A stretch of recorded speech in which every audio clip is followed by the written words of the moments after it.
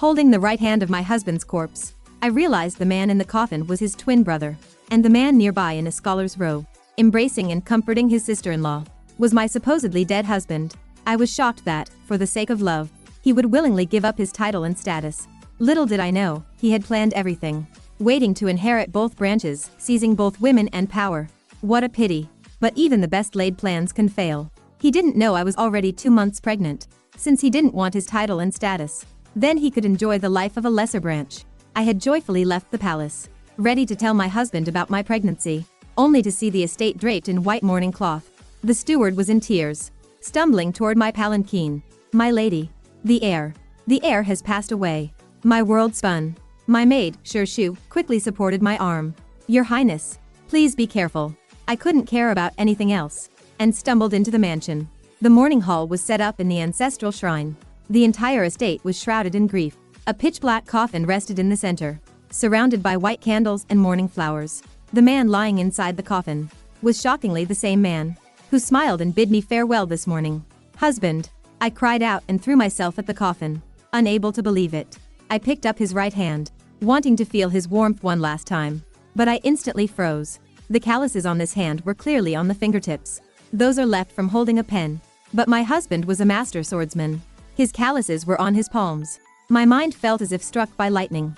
I turned around in disbelief. That man in the scholar's row, though his face was filled with grief, did not forget to pull Bai Euro into his arms to console her. That was actually my husband, Pei Jin, heir of the Marquis, and the one lying in the coffin. Supposedly Pei Jin was actually his twin brother, Pei Yu. Before I could even process why he would do this, I saw him kneel before my parents-in-law. Father, mother, your son is useless. Today, while going to Guanyuan Temple to offer incense, we encountered bandits on our way back. To save me and Euro, brother was heavily wounded by them. Fortunately, General Zhang was returning to the city, and he saved our lives. But before we could get him to a doctor, brother succumbed to his injuries. Brother has left no heir. I cannot let his bloodline end. I am willing to inherit both branches, to preserve brother's lineage. I beg father and mother for your blessing. He finished and touched his head to the ground, putting on the perfect act of a devoted younger brother. So that's how it is. Oh, Pei Jin, what a clever scheme you've hatched. As expected, hearing him say this, my mother-in-law, who had been weeping bitterly, was the first to stop crying. She exchanged a glance with my grieving father-in-law. Showing signs of persuasion, he shuffled forward on his knees, hugged my mother-in-law's legs, and said solemnly, please, mother, grant my request. My mother-in-law froze, her eyes full of disbelief. You. Oh, my son. What a bitter fate you have. She burst into agonizing tears. Then, she pointed resentfully at Bai Euro and cursed. It's all because of you, you jinx. Give me back my son's life. If you hadn't insisted on offering incense, and making both brothers escort you, how could my son have died? Bai Euro. You wretched woman. I never should have brought you into this house. Mother. It's not Euro's fault. Brother and I went willingly. Pei Jin immediately stood up, and pulled the sobbing Bai Euro into his arms. Seeing this, my mother-in-law grew even more furious. She stumbled, about to faint. Fortunately, my father-in-law hurried forward, and caught her in his arms. You must restrain your grief. Do not ruin your health. Yu's words also make sense. He comforted her, holding back his own sorrow. Seeing her slowly calm down, though her face was covered in tears, she was clearly considering the possibility. I scoffed coldly in my heart. I stood up and said, as for my husband's heir, there's no need for you to worry, brother-in-law. I haven't told father and mother yet, but I am carrying my husband's child. I am already 2 months pregnant. As my words fell, the room fell silent. My father-in-law looked in disbelief. Then his expression turned to ecstatic joy. My mother-in-law looked at the stunned Pei Yu. He looked utterly shocked and bewildered. Such a major matter. Why didn't you inform the family sooner, sister-in-law? I didn't know earlier either. It was today, while dining with the Empress at the palace. I felt nauseous from the smell of fish. Her Majesty summoned the imperial physician, and only then did I learn I was 2 months pregnant. I meant to tell my husband the good news upon returning. But who would have thought? As I spoke, I couldn't help but cry again. Then, how can you guarantee, sister-in-law, that you are carrying a boy? Pei Yu still looked unwilling to concede. I immediately wiped my tears, and replied proudly, even if I give birth to a daughter, I can ask my uncle, the emperor, to pass the title to her. At worst, in the future, I will just find a live-in husband for her. Seeing that I brought up the emperor, my in-laws didn't dare to object. His face turned even uglier. My mother-in-law began scolding Bai Euro again. Her weeping led him to plead for her, which only made my mother-in-law angrier. I used protecting my pregnancy as an excuse, and didn't even stay to mourn for Pei Jin. After returning to my own Hengwu courtyard, my maid Shu helped me rest, just as she tried to console me, saying, "You must think of the child." She noticed I didn't look sad at all. She couldn't help but ask, "You usually care so much for the consort. Now that he's gone, why aren't you grieving?" I couldn't help but laugh. My dear Shu, for such a good thing, I should be laughing. Shu looked even more confused. I sneered. Since someone is willing to do anything to be with his true love, even giving up his title and status, then we should grant his wish. She gasped in shock. "Your Highness, are you saying the one who died wasn't the consort, but the second young master?" "Yes. The one who died wasn't Pei Jin. It was Pei Yu. Although they look identical, and even swapped clothes, I recognized him at first glance. After all, the calluses on his right hand are on the fingertips, formed from years of holding a pen. They are twin brothers. One scholar, one warrior. The younger brother is the scholar. I guess mother-in-law recognized him too. That's why she was so furious. That Bai Euro, daughter of a petty 8th rank official. If mother-in-law hadn't been soft-hearted, pitying her for losing her mother so young, and taking her into the estate, none of this would have happened. She seduced both sons, one lost his life, the other gave up his title. Thinking of this, I couldn't help but scoff. I wondered how he had the nerve to abandon wealth and glory for true love. Turns out he was scheming to inherit both branches. Too bad for him. He didn't calculate that I was pregnant. Today, the 4 of us were supposed to go offer incense together, because Bai Euro said she wanted to go to Guanyuan Temple to pray for a child. Right before we left, a eunuch arrived from the palace. The empress summoned me for a talk. Pei Jin should have accompanied me to the palace, but after seeing Bai Euro's reluctant expression, he told me, "Since Her Majesty summoned you, you should go to the palace alone. I will go offer incense with brother and cousin, and also pray to Buddha to grant us a son soon." So, the 3 of them went. I had never noticed before. Even though Bai Euro has been married to his brother for 2 years, he never started calling her sister-in-law. He always just called her cousin. In the past, he made excuses, claiming it was just a cousin's care. Looking back now, everything was dripping with ambiguity. Because the empress kept me for lunch and served my favorite braised fish, I got nauseous from the smell of it. Her Majesty summoned the royal doctor, who discovered I was 2 months pregnant. I meant to give him a surprise when I got back. I never expected to receive his surprise first. "I am Lin Zhaoyi, Commandery Princess Jiayang, legitimate daughter of the Grand Princess, and the Emperor's most favored niece. I am also the nominal wife of the heir of Yongning Marquis estate. Pei Jin, the eldest legitimate son, and Pei Yu, the second son, are twins. Pei Jin prefers martial arts, while Pei Yu prefers literature. Both loved their little cousin, Bai Euro, who was raised in the estate. Bai Euro is the daughter of the Marchioness's late concubine-born sister. Pitying her for losing her mother so young, and her father remarrying, the Marchioness took her in. Little did she expect she would bewitch both of her sons. My uncle, the Emperor, dotes on me more than his own princesses. When a foreign state requested a princess for marriage, my uncle had no daughters of suitable age. So, some set their sights on me. When uncle saw the petition to grant me a princess title for the political marriage, he immediately betrothed me to the heir of Yongning, using this to block the foreign marriage proposal. Pei Jin is handsome and elegant, and among the capital's elite circles, he is an outstanding young man. Naturally, I had no complaints. After all, what young girl doesn't dream of love? Mostly, it was to escape the foreign marriage. But I never checked if he already had a lover. He treated me with the utmost respect. Whenever he returned from errands, he brought me pastries and preserves to make me happy. I was full of confidence back then, thinking that as Lin Zhaoyi, my status was nobler than an ordinary princess, and I was known as the top beauty in the capital. I never imagined my husband wouldn't love me. As for Bai Euro, I had looked into her background. Just the daughter of an 8th rank official. She was never worth my concern. If she wasn't Pei Jin's cousin, she wouldn't even be fit to speak to me. Moreover, 3 months after our marriage, she married Pei Yu. After marriage, I also noticed that Pei Jin was always a bit gentler to Bai Euro. When bringing me pastries and preserves, he never forgot her share. Once, I couldn't help but tease, "You are exceptionally good to little sister Euro." His eyes flashed with a momentary panic. But then he tapped my nose and said intimately, "Second brother, cousin, and I grew up together. I dote on her like a real sister. You, as a sister-in-law, are actually jealous of your sister-in-law?" I rolled my eyes at him and didn't take it to heart. But I never thought that he would now give up his title and status, all for true love. Oh, no. He still wanted it. Inheriting both branches. Such a beautiful thought. He could continue enjoying his status as heir, while openly staying with his white moonlight. I might even have to thank him for giving me a child. What a perfect plan. Sigh. What a pity. Thinking back now. My mother-in-law must hate Bai Euro to the core. Nothing happened that night. I got up a bit late the next day. Yesterday's emotions were too turbulent, and I looked exhausted. I used my pregnancy as an excuse, and didn't go mourn for Pei Jin. After a light breakfast, I noticed Shu hesitating to speak. What is it? I asked. Shu hesitated again, then gritted her teeth, and said indignantly, last night, Tingyi Pavilion requested water 3 times. My heart ached. Then I sneered. They really couldn't wait, could they? Shu continued. This morning, the madam was furious, and scolded the second young master and his wife severely. Since family scandals shouldn't be made public, she used the excuse of failing to protect his brother, to make the second young master mourn the heir, and ordered his wife to kneel in the ancestral shrine for 3 days. The second young master tried to plead for her, but the madam pointed at him and yelled, "Are you worthy of your dead brother?" leaving him speechless. Hearing this made me even more chilled, and I felt bad for Pei Yu.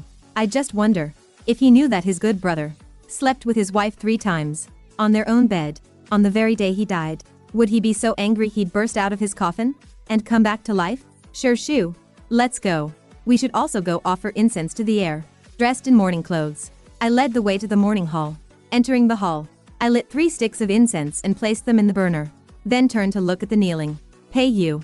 The moment his eyes met mine, he guiltily lowered his head. I mocked him. Second brother and sister-in-law truly share a deep bond. It's just a pity if your eldest brother's spirit is watching, seeing the brother and sister-in-law he died to save, being so intimate before his coffin. I wonder how he would feel. Pei Yu looked up at me in shock. Joey, listen to me.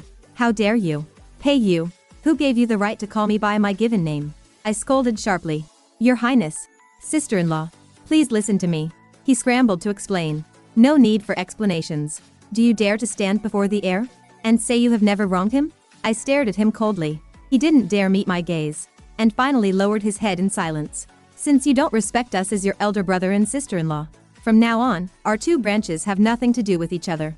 And please, do not casually appear before me. I scoffed coldly, and left. Back in Hengwu courtyard, thinking of Pei Yu's ashamed and regretful face, I felt so good I wanted to laugh out loud, but I had to maintain a heartbroken facade. 7 days passed like this, and Pei Jin was buried. From then on, I truly became a widow. But I didn't care. I focused on nurturing my pregnancy, even if I didn't look for trouble. Bai Euro kept coming to show off to me, under the guise of comforting me. She'd subtly flaunt her affection every few days. She knew Pei Jin gave up his identity to play Pei Yu for her. Amidst her smugness, she couldn't help but want to boast in front of me. She often vaguely mentioned their childhood bond, and how good both cousins were to her. She was afraid I knew, but also afraid I didn't. When she couldn't help but mention again how considerate Pei Yu was last night, I didn't even bat an eyelid, and coldly replied, "It's good that second brother and you are affectionate. While I don't expect him to mourn the consort, it would be shameful for the estate if you get pregnant during the mourning period. If your prayers at Guan Yuan Temple actually come true, and the consort knows in the underworld, I wonder how he would feel." Bai Euro's face turned pale, and she stumbled away awkwardly. Watching her retreat, I couldn't hold back my mockery. If she really got pregnant during mourning, I wonder if Pei Yu would strangle her in her dreams. Shu, pass down my order. From now on, cancel all previous subsidies given to the second branch. Inform the accounting room. Any future expenses from the second branch, exceeding 50 taels from the public funds, will require my tally. Since she has the leisure to show off to me, it seems she's eating too well. The next day, the meals sent to Tingyi Pavilion went from 4 cold dishes, 4 hot dishes, and 2 soups, to just 2 cold and 2 hot vegetarian dishes. Pei Yu's face darkened when he saw the food on the table. What's going on? How dare the main kitchen cut my rations? Bai Euro wiped her tears pitifully beside him. The kitchen servants wouldn't dare. It must be the princess's orders. But what did I do wrong to offend sister-in-law, that she would punish you like this? I'm going to ask her what kind of princess authority she's trying to flaunt. Pei Yu slammed his chopsticks down and headed straight for Hengwu courtyard, but my maid stopped him at the gate. "Second young master," my princess said, "our status is not what it used to be. Please wait a moment. I will announce you first." Pei Yu froze, then realized his situation. As a brother-in-law, barging into a widow's courtyard would look terrible. He had to wait at the gate for the maid's announcement. Bai Euro hurried over, just in time to see the returning maid. My princess invites you in, second young master. May I ask why sister-in-law cut the rations for the third branch? Entering the room, he saw me reclining on a soft couch. Without even bowing, he demanded an answer. Cut? Second brother must be mistaken. Our first branch is the legitimate eldest. According to ancestral rules, we inherit 70% of the estate's wealth. The remaining 30% is divided among the other brothers. Before, your branch's expenses were equal to ours, because my husband cared for you, since you were his twin brother. So he had me provide an extra subsidy. Now, I'm just taking back the subsidy. We're just following the rules now. I glanced at him coldly, and answered nonchalantly. Pei Yu froze. He remembered this was true, and didn't know how to argue. Bai Euro, crying, chimed in. But how did I offend you, sister-in-law? That you took back the subsidy? I apologize to you. Please don't make things difficult for my husband. Hearing her still trying to subtly insult me, a coldness flashed in my eyes. Don't misunderstand, sister-in-law. I'm just following the rules. How could you say you offended me? If I'm unhappy, it's only because I'm heartbroken for my late husband. I looked into her eyes, a mocking smile on my lips. The two felt awkwardly embarrassed, and hastily made an excuse to leave. I stroked my lower abdomen, though not yet showing. This little life gave me motivation, giving me a reason to fight. Any news on what I asked you to investigate? To answer your highness, it's all arranged. You'll see a good show tomorrow. Shu replied. The next morning, I heard a commotion outside early on. Before I could ask, Shu had already begun. A girl arrived at the estate gates.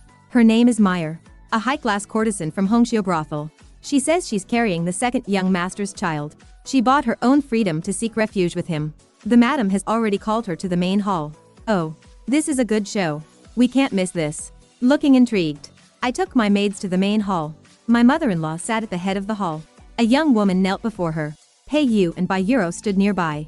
Bai Euro's eyes were red, and she looked unsteady, as if she had suffered a great blow. While Pei Yu supported her, his eyes kept looking Heir up and down. Greetings, mother. After I bowed, my mother-in-law quickly asked me to sit. Why did you come to the main hall? You're still pregnant. You've suffered enough lately. Don't worry about those rules. Taking good care of your health is what matters. She held my hand, looking apologetic and caring. I missed you, mother. And I need to report something. I have cancelled the extra subsidy given to second brother and his wife. My mother-in-law paused, then quickly understood. Bai Euro and Pei Yu must have offended me. You make the decisions. Before, you loved them as older siblings. Now, it's only right to follow the rules. This is. I pretended to just notice Heir kneeling there. Sigh. Such a sin. This woman claims to be an acquaintance of your second brother. Now she's pregnant with his child, and came directly to our door. Oh, already pregnant with second brother's child? I feigned surprise. Looking at Heir, I asked softly. Miss, how far along are you? Heir knelt submissively. Her voice was soft but clear.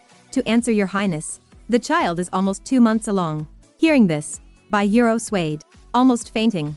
Pei Yu quickly caught her in his arms. Her face was full of panic. Bai Euro looked up, her eyes welling with tears as she looked at Pei Yu. Her eyes were filled with disbelief, and Pei Yu's face was a blank canvas. He had no idea if the real Pei Yu actually had ties with this Heir in private, much less whether this child was truly Pei Yu's. What they feared most right now was blowing their cover in front of me. So even though he was full of doubt, he didn't dare ask too much. For a moment, their eyes darted around, full of panic. Mother-in-law was shrewd.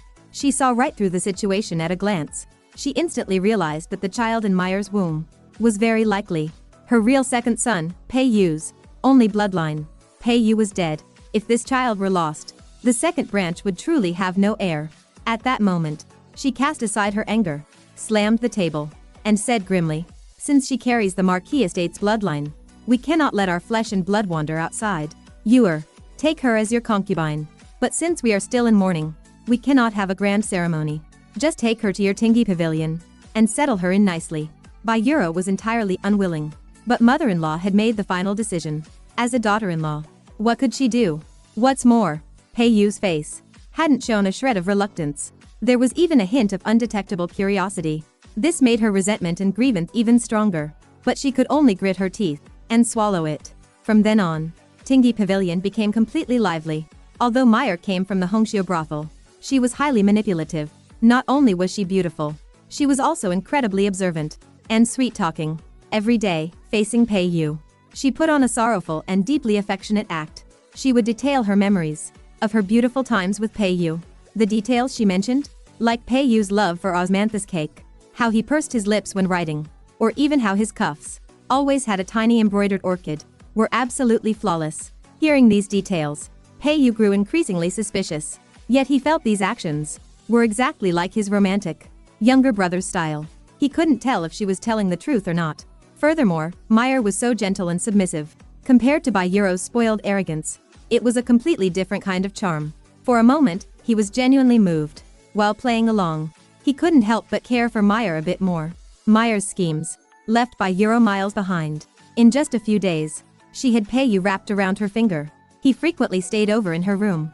Seeing this situation, Baijuro was naturally heartbroken. She washed her face with tears every day, weeping in front of Pei Yu and pouring out her grievances. Unable to shake her off, Pei Yu had to turn around and coax her.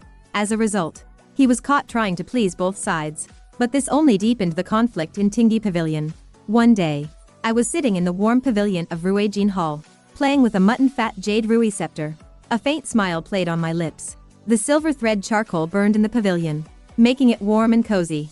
The cold wind outside couldn't get in at all. A young maid was peeling pine nuts for me. The atmosphere was relaxing. Your Highness, Tingyi Pavilion has been quite lively lately.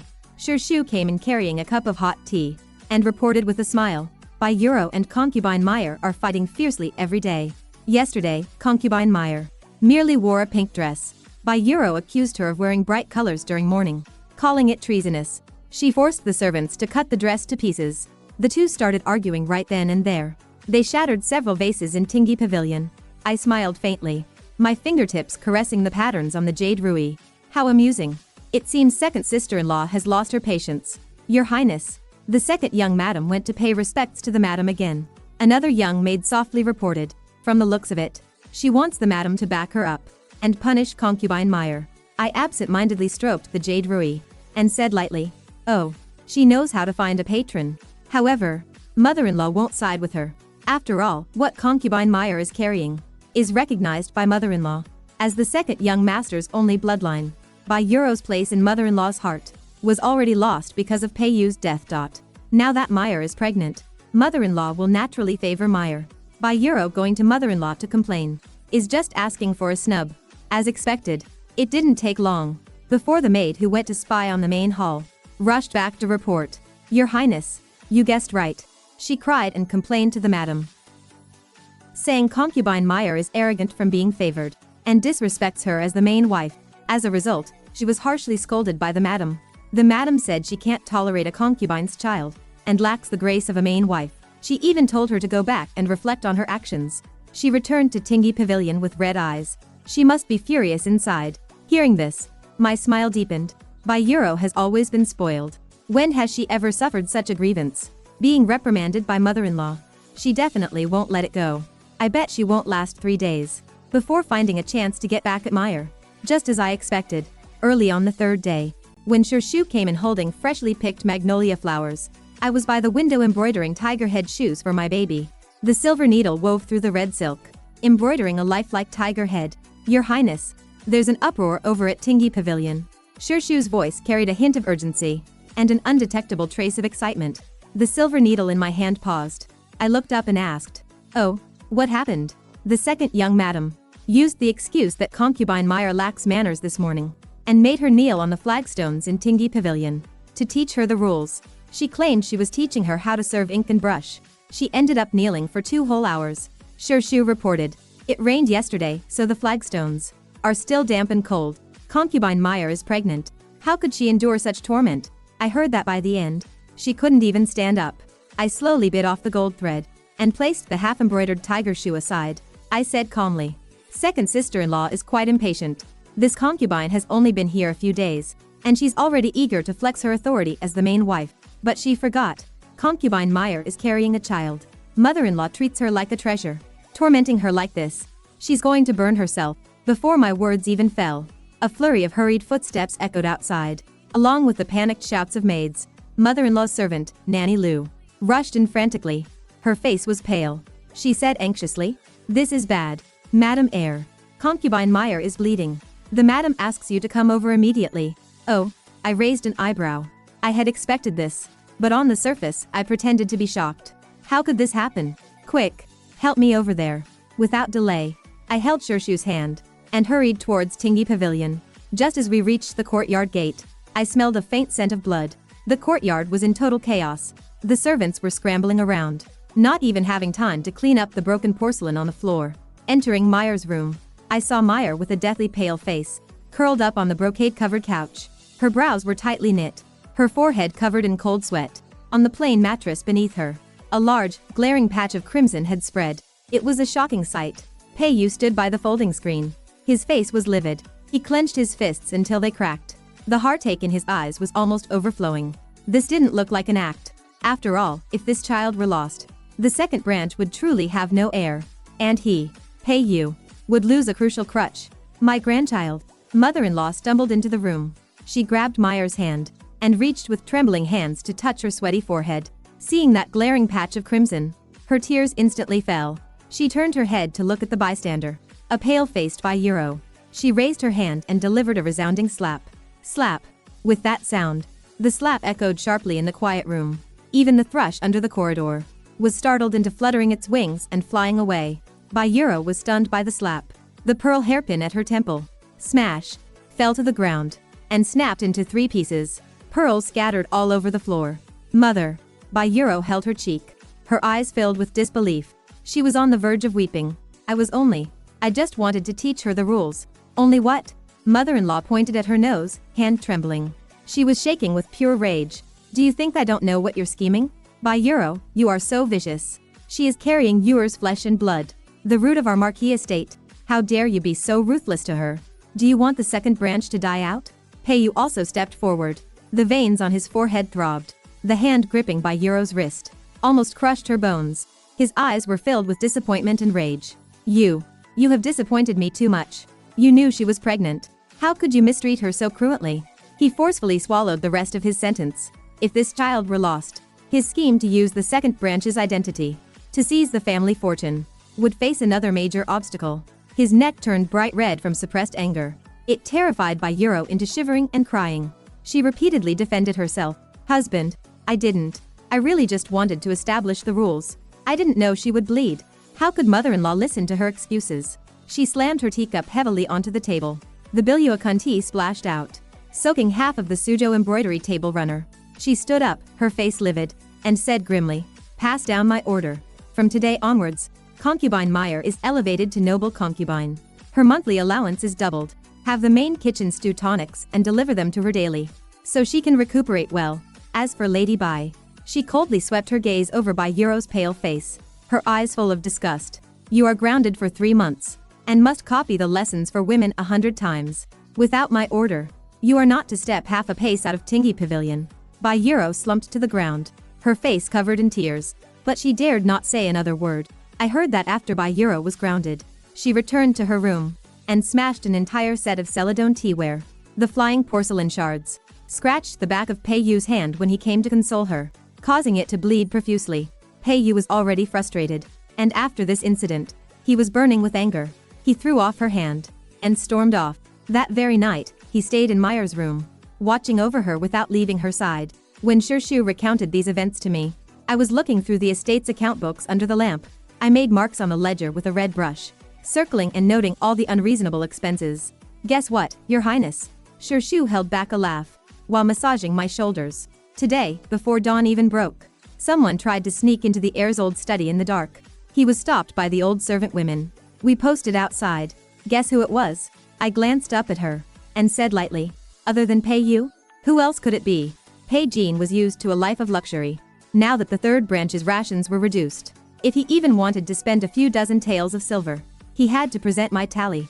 How could he endure such a life? He definitely wanted to go to Pei Jin's old study, to retrieve his hidden private stash, to subsidize Euro, and make his own life more comfortable. "Your Highness predicts things like a god," Shurshu said with a smile. It was indeed the second young master. After being stopped by the servants, he still pretended to be calm, saying he only wanted to look at his brother's belongings. But the servants used the excuse that the heir's belongings must be inspected by the Madame Heir, and turned him away. He was so angry his face turned green. But there was nothing he could do.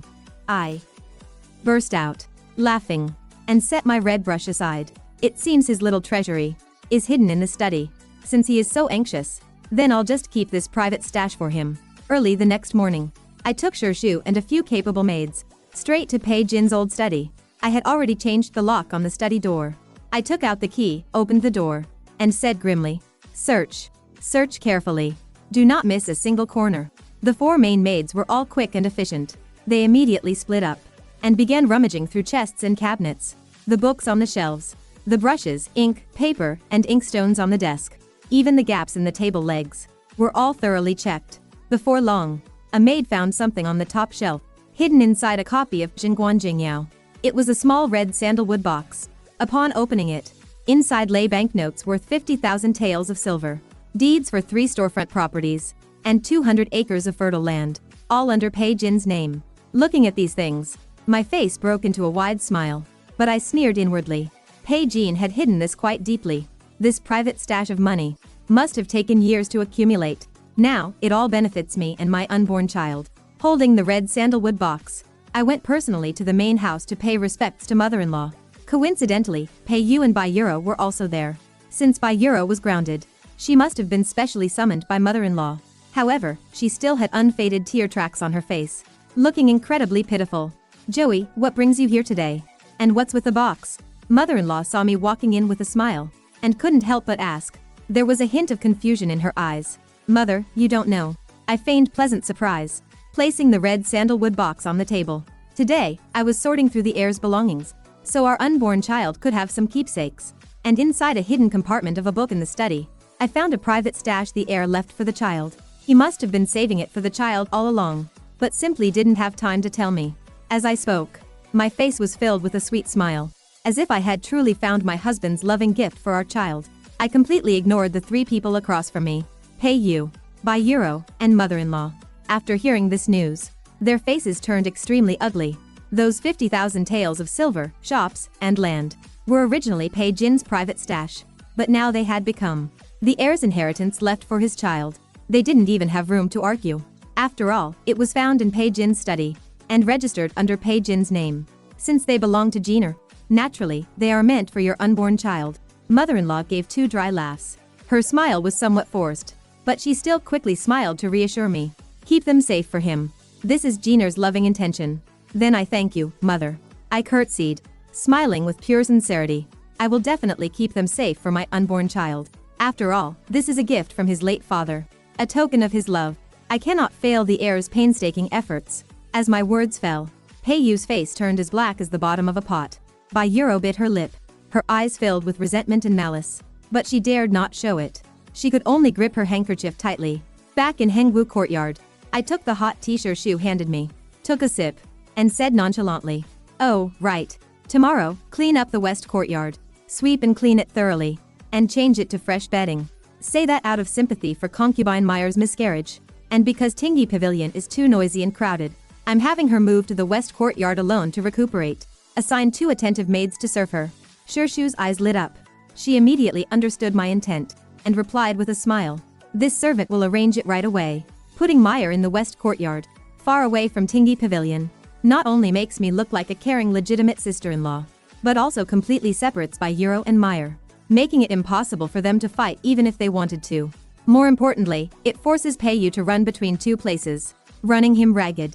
Sure enough, after this news reached Tingyi Pavilion, Bai Euro threw another tantrum. She smashed another batch of porcelain in her room, and even knocked a hole in the window with a vase, and Pei Yu was caught in a dilemma. On one side was the grounded Bai Euro, on the other was the newly elevated noble concubine Meyer.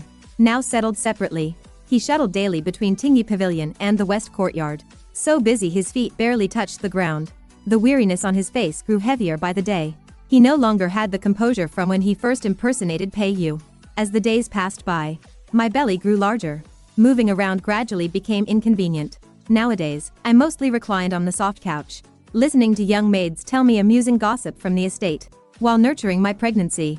Watching Pei Jin running himself ragged in the estate was quite an entertaining pastime. One day, as I was reclining on the soft couch, eating fresh grapes, Sherwa ran in holding up her skirt. Her cheeks were flushed with excitement, and she reported breathlessly, Your Highness. There's a huge commotion at the stables. A huge scene. I casually placed the grape peel in my hand onto the jade dish, tracing the brocade of the couch with my fingertips.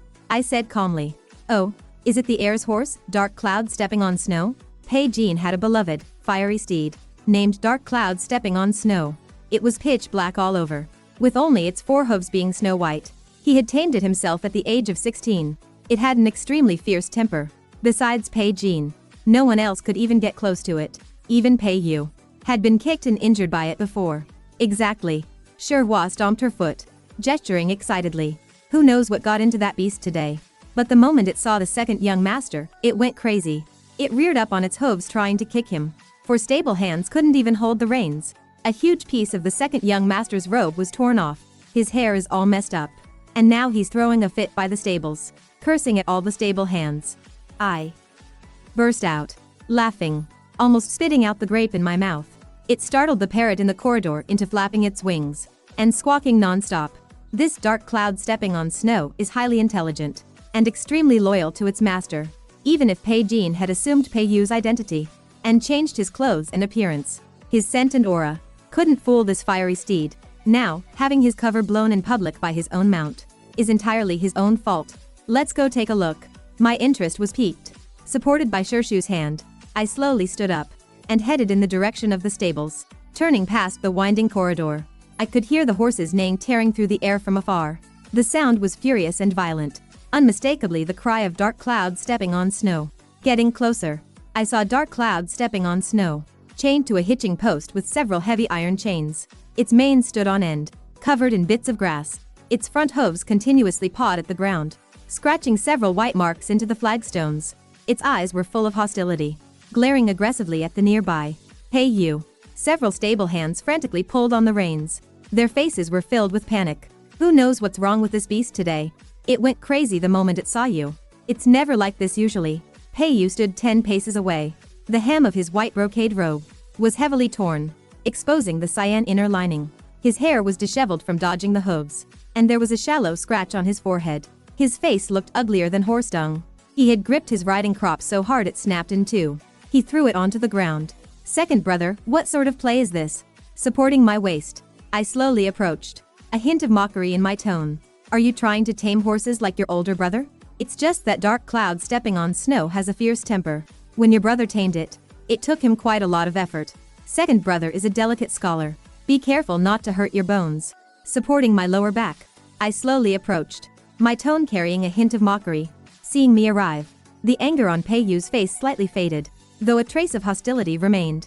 He forced a smile and said, "Thank you for your concern, sister-in-law. This beast's wild nature is hard to tame.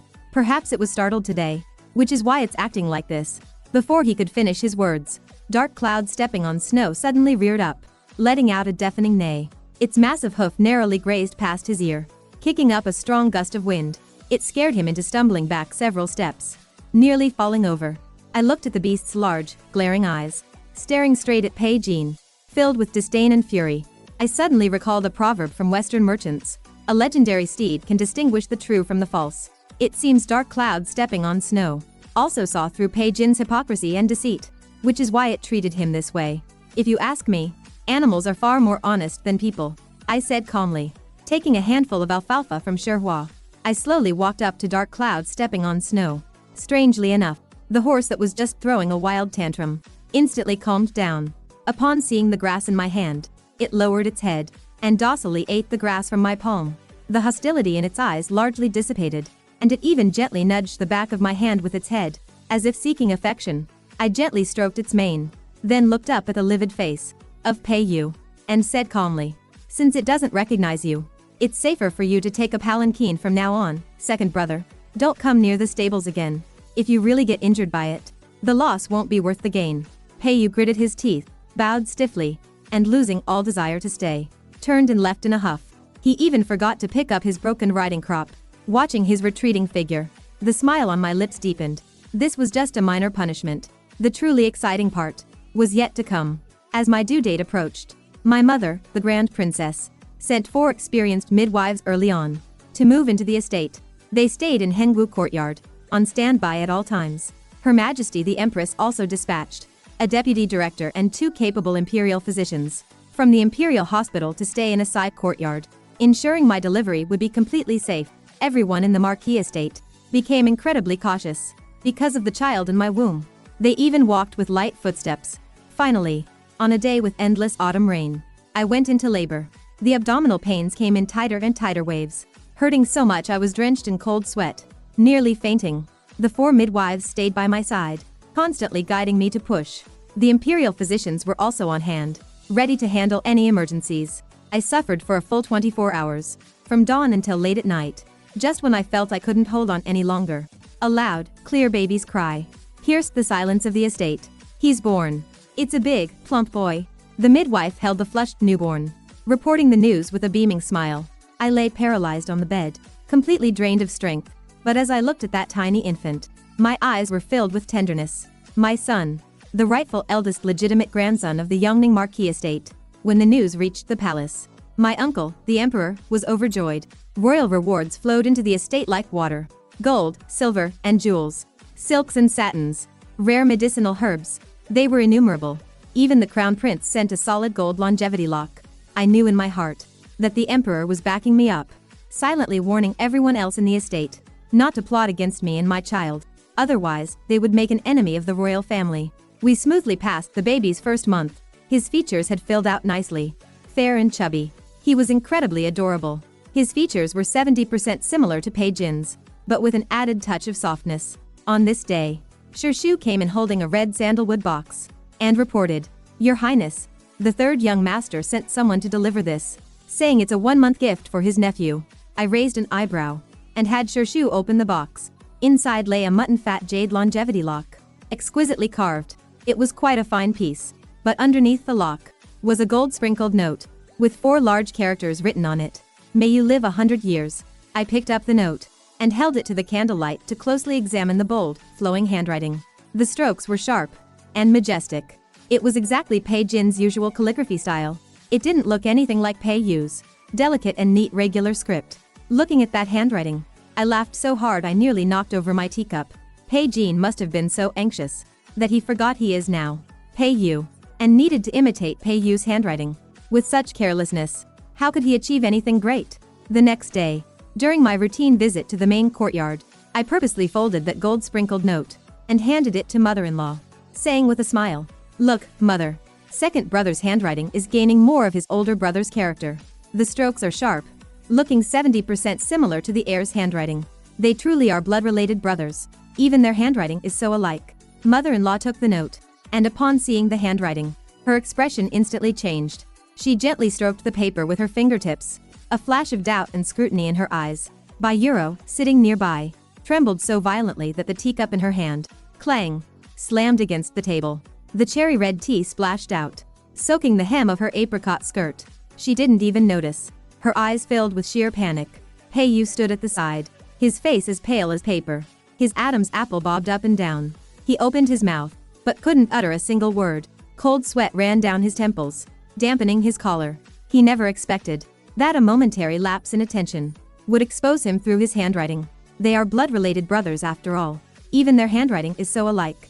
Mother-in-law gave 2 dry laughs, set the gold-sprinkled note aside, and deliberately changed the subject. But as her sharp eyes swept over Pei Yu's trembling fingers, the suspicion in them only deepened. "It's just that you are used to hate practicing calligraphy the most, and always wrote in delicate, neat regular script. He's certainly changed his temper now, unexpectedly practicing such sharp calligraphy. Perhaps second brother misses his older brother, and is copying his handwriting to find some comfort," I said, feigning innocence. That one sentence left everyone speechless. Just as we were talking, a maid walked in. She curtsied and reported, "Your Highness, the madam said she wants to see the young master, and asked me to invite your Highness over." I was in Henggu courtyard reviewing the estate's ledgers, entering Pei Jin's private stash into the accounts one by one. Shu came in carrying the swaddled infant to report. The child had just turned 1 month old. The child had just turned 1 month old, his cheeks as pink as March peach blossoms, his skin delicate, and his eyes round and incredibly adorable. He was growing to look more and more like his father, Pei Jin, but his eyes were much purer than Pei Jin's.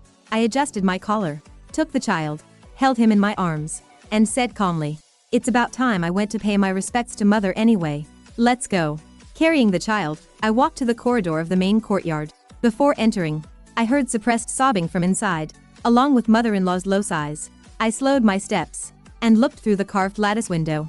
I saw Pei Yu kneeling at mother-in-law's feet, his forehead pressed against the cold flagstone floor. His shoulders shook violently, crying his heart out. Mother, I know I was wrong. I truly know I was wrong.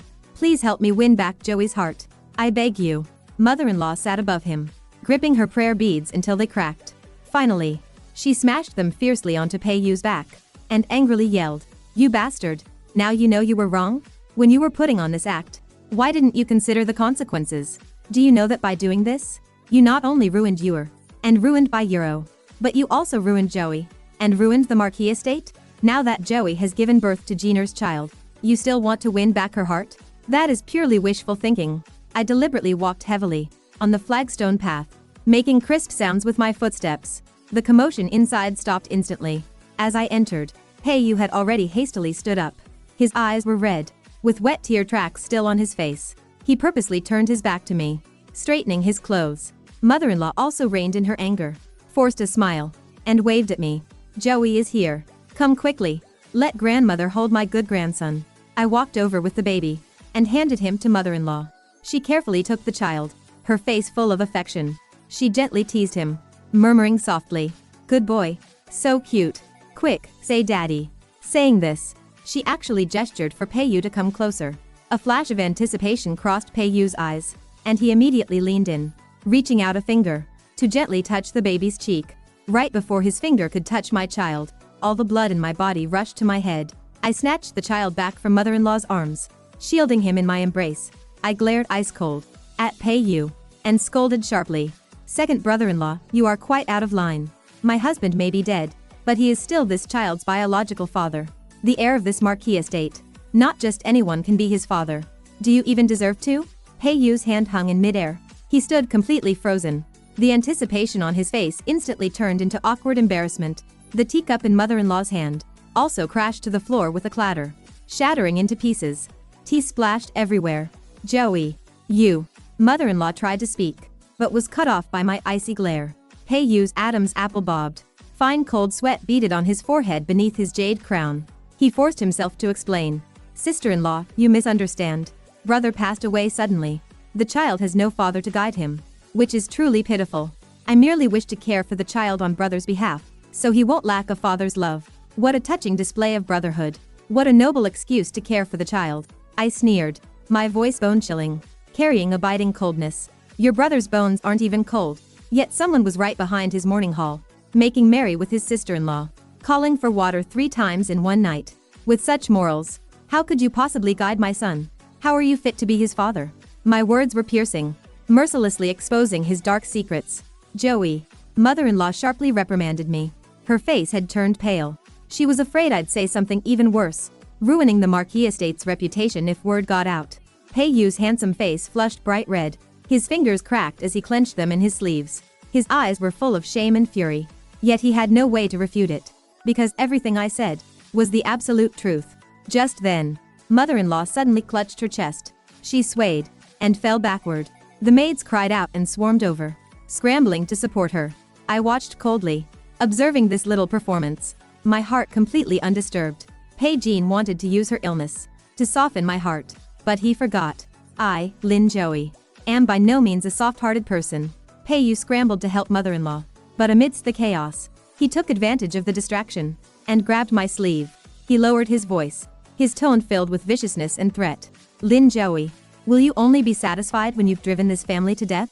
I threw off his hand and deliberately raised my voice. "What are you saying, second brother? This is mother's old ailment. Quick, send for the imperial physician." I turned to Shu and said, "Go fetch the Onglong Nyohuang pill, gifted by Her Majesty the Empress." Pei Yu's eyes instantly changed. That pill was an imperial gift. If mother-in-law used it, by tomorrow, the entire capital would know that a major incident occurred here.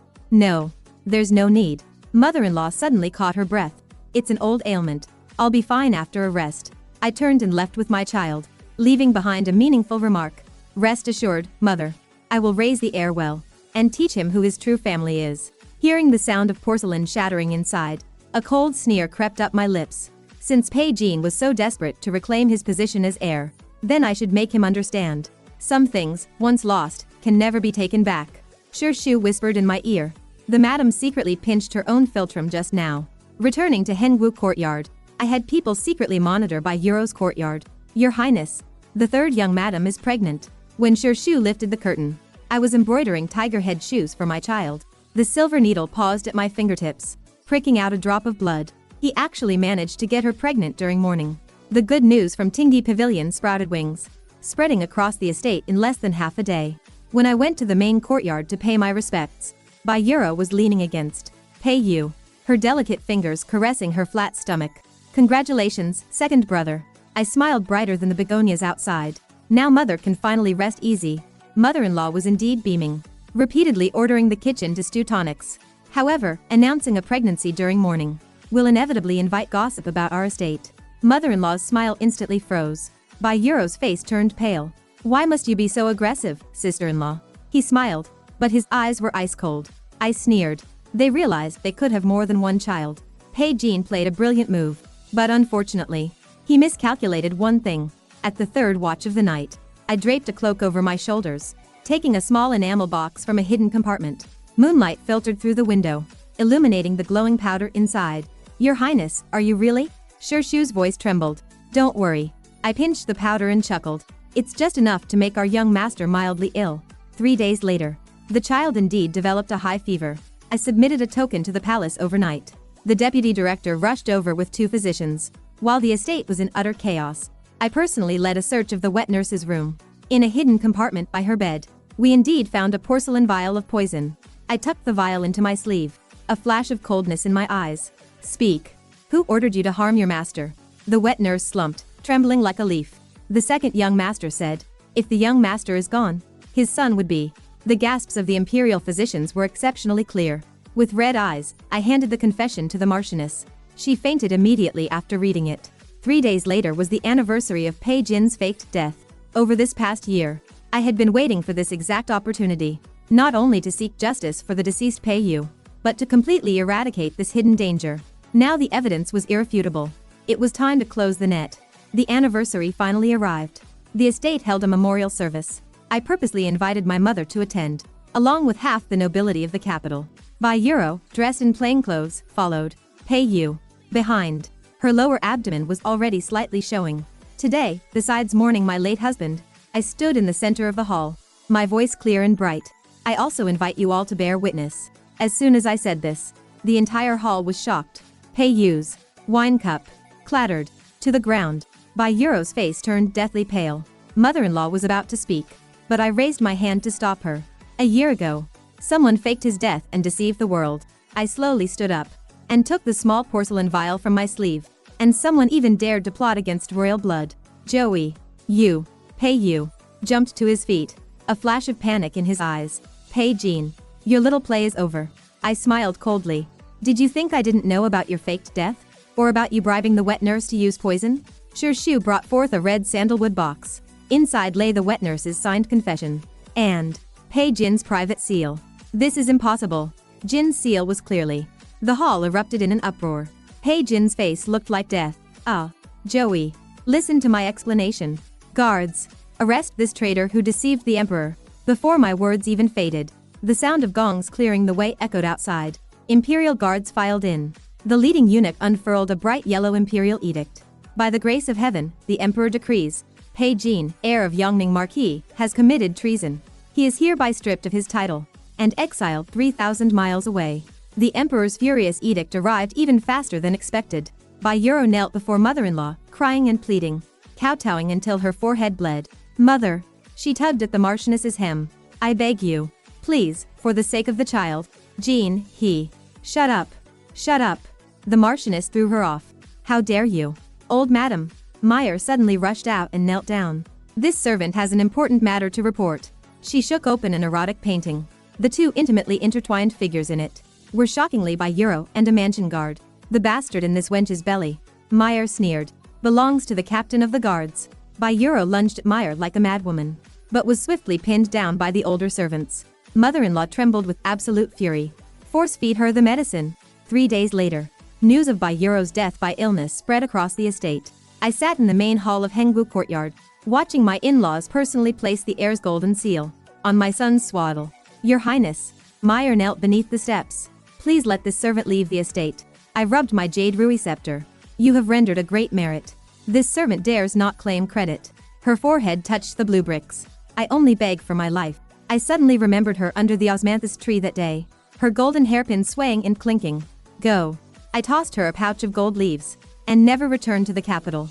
As dusk gathered, Shu asked if I wanted to see Pei Jin one last time. I shook my head, turned, and picked up my babbling child. Outside the window, the autumn rain pattered, knocking down the courtyard full of begonias. As the sound of rain grew denser, Shu quietly came in to add charcoal. The silver thread charcoal crackled in the golden laid brazier, making the golden seal in my hand shine even brighter. Your Highness, the Marquis sent someone to ask, will the ancestral shrine be open tomorrow as usual?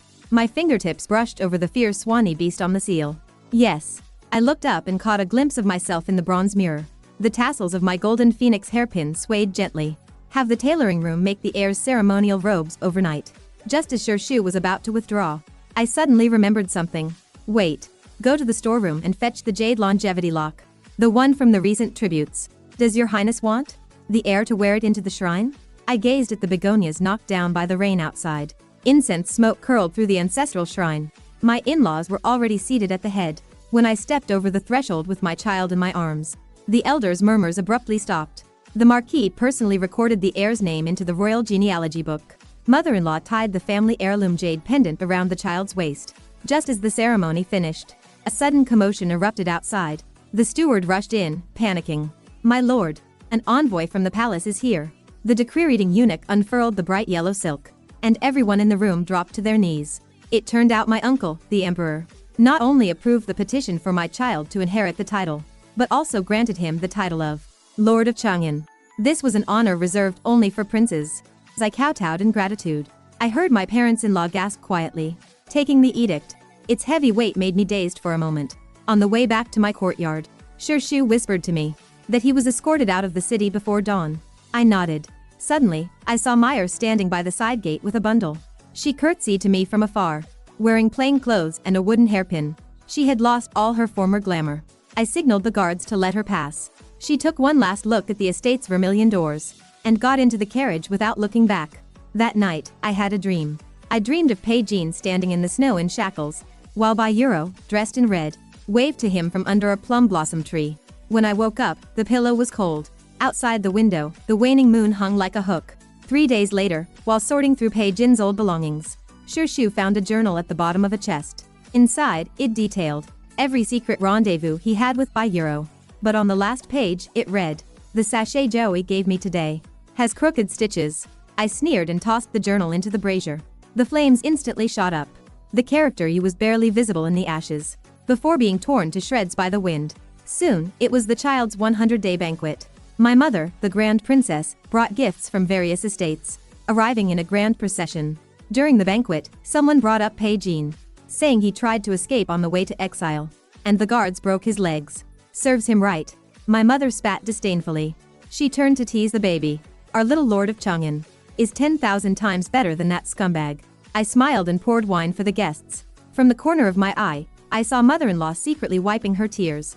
Late at night, when the guests had dispersed, she suddenly grabbed my hand. "Zhaoyi, I have wronged you. You are being too harsh on yourself, mother." I held her trembling hand in return. "We are all family." She nodded through her tear-blurred eyes, unaware of the handkerchief I gripped tightly in my sleeve. Embroidered on it with gold thread was the character Jin. He had personally pinned it to my collar on our wedding day. Autumn passed and winter came. When the first snow fell, Shu said the Marquis had fallen ill. The imperial physician shook his head repeatedly after checking his pulse. I personally served him his medicine, but secretly omitted the ginseng from the prescription. On the 8th day of the 12th lunar month, news of the Marquis' death shocked the capital. Dressed in mourning white, I knelt before the altar, listening to the Ministry of Rights official read the posthumous edict. When the words, "The Lord of Chang'an shall inherit the Yongning Marquis title," were spoken, the child suddenly giggled in the wet nurse's arms. The guests in the hall looked at each other in dismay. Only I looked at the fierce soul-guarding beast on the coffin, and gently curled my lips into a smile.